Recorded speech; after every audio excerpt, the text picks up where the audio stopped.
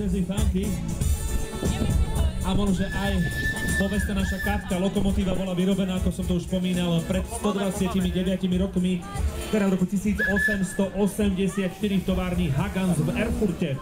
Počas svojej jubilejnej 129-ročnej existencie bola nasadená na smolníckej úzko rozchodnej trati s výnimkou rokov 1938 až do roku 1945, kedy bola presunutá na trať Hronská Dúbrava Banská Štiavnica.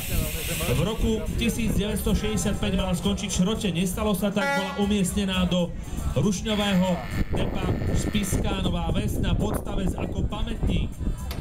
V roku 1990 bola odoslaná do železničných opravovní a strojární v Českých Velniciach. Tu bola opravená a oživená, potom bola presunutá do rušňového depa v Košiciach. Presne 5. júla 1990